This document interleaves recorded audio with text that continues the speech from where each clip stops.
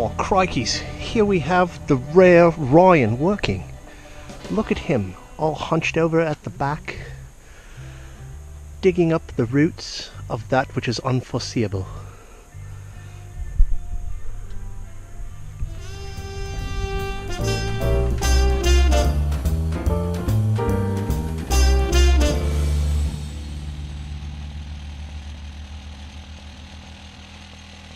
Okay, so we tried to do our best to hand dig out all the Canadian thistle, which is impossible.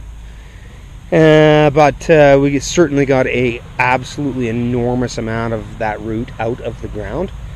It should weaken it some. This has all been tilled up, and then we're just going to keep going with rows like we did here, 30-inch rows across. That's going to kind of act like swales. I've had some conversations with a few of my viewers that are a little more permaculturally minded, and yeah, put some swales on that hill, man. And yeah, you bet. I think that's actually going to act exactly like it. It's, the rain's coming down.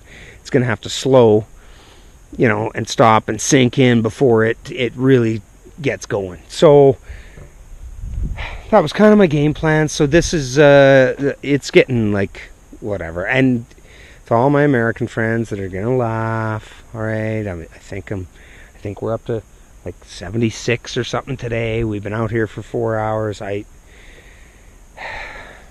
That's hot.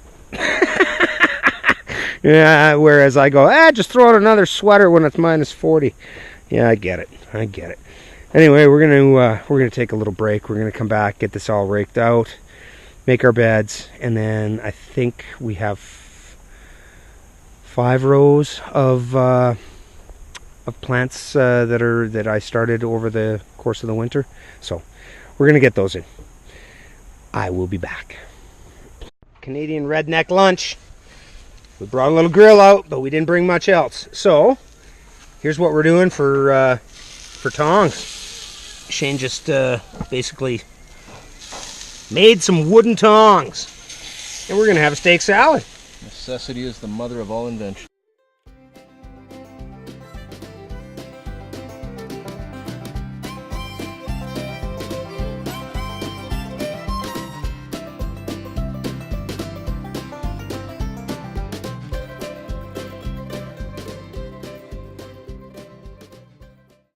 Right, and here is our little row marking device.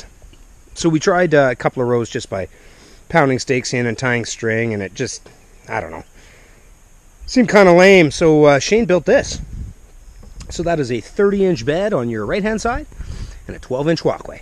So all we need to do is get one bed, and then from there just drag it down, shovel and rake. We'll show you what that looks like.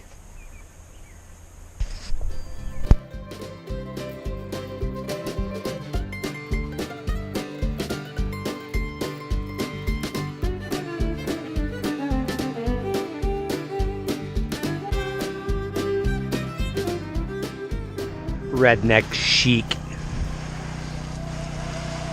Oh yeah. Classy, baby.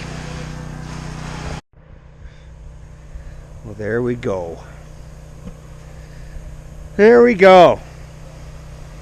Couple of greenhouses up, some rows made, some plants planted.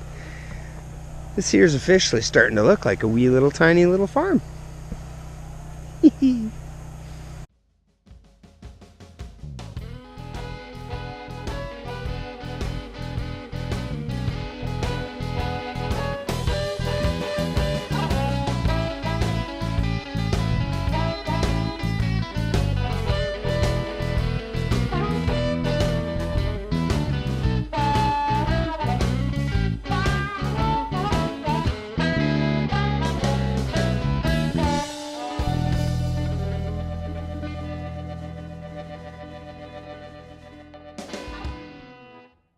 Yeah, do you remember where you had her set for the greenhouse?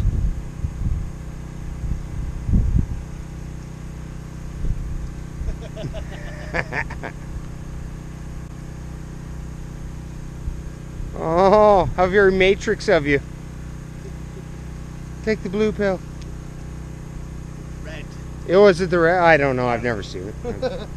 I never paid that much attention. Just like the gun seat. That was pretty cool. Huh. All right. A couple of mishaps. Oh, yeah. There's going to be a generator going. Well, whatever. Whoop-de-doo. Bottom right of the tank, when it was half full, was just sagging down, and sagging down in between all the 4x4s. So we need to reinforce that. So we need to empty it. So it's a really good thing that we got a whole bunch of stuff planted that needs water. Yippee-ki-yay. So we're going to empty that out and get it reinforced on the bottom so that we can fill it back up again. Because these girls get thirsty. All right, here we go.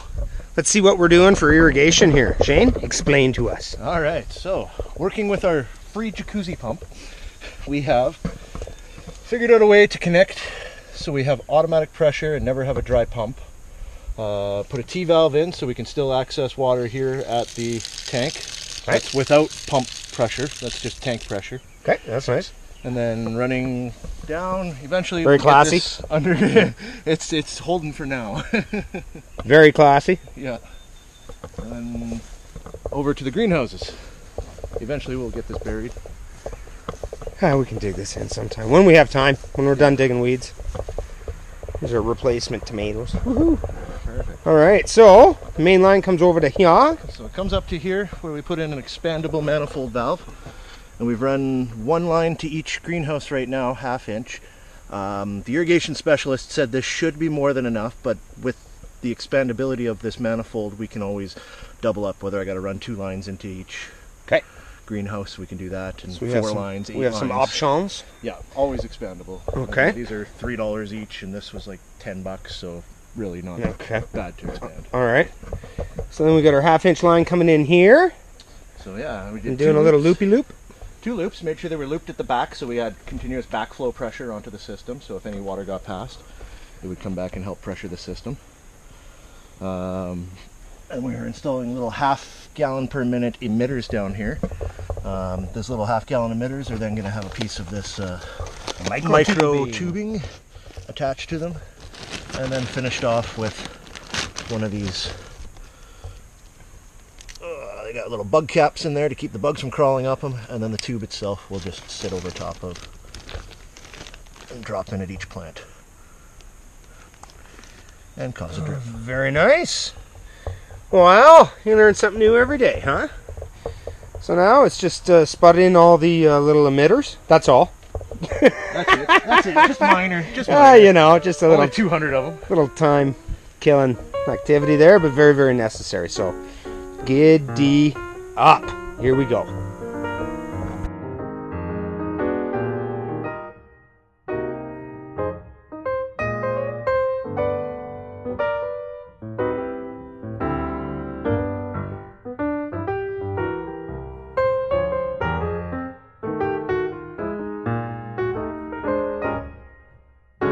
Just wanted to show you this. Epic fail. Epic fail. Even had them staked down and tied down. That was my awning.